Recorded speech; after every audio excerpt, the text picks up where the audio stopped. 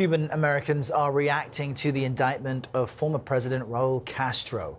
The 94-year-old was indicted yesterday in connection with the Cuban military's fatal downing of two planes 30 years ago. CBS News correspondent Cristian Benavides brings us more from Miami.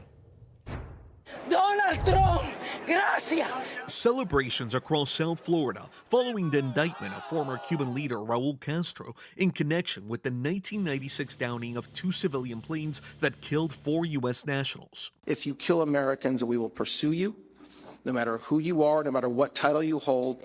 Among the charges, 94-year-old Castro faces 1 count of conspiracy to kill U.S. nationals and 4 counts of murder. A flagrant violation of international law. The indictment alleges in 1996, Castro ordered the fatal shootdown of 2 humanitarian planes, piloted by members of Brothers to the Rescue, a group dedicated to helping Cubans in distress attempting to flee to Florida. I saw the smoke of the plane. Founder Jose Basulto was on a 3rd plane. He watched the attack unfold with his friends on board. The Cuban regime, do you have a message for them? I have no better message, that justice will be served. I keep hoping for that.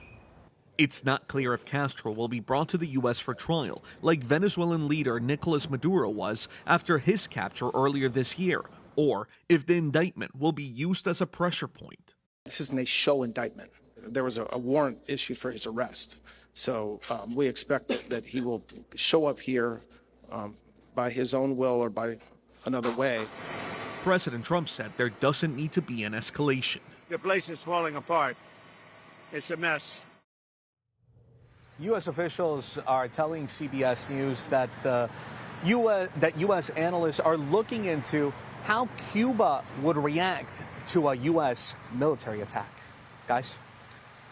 And Cristian, just a question, what power does Raúl Castro really have now? He's 94 years old, he's the former leader. Of course, the Castro family is famous and important there.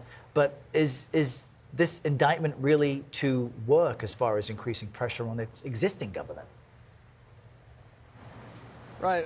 Well, look, Errol, Raúl Castro, some may look at just as a figurehead, but he is certainly more than that. I mean, he's an ideological guide for so many people within this regime. I think the big question here is Raúl Castro going to actually be brought to Miami to face justice, or is it just to apply that pressure? The U.S. has been clear that it wants allies in the region, and in the view of the Trump administration, this regime, which aligns itself with China, with Russia, and with Iran, is not in the best national interests of the U.S. Yeah, very important context. Cristian Benavides, thank you very much.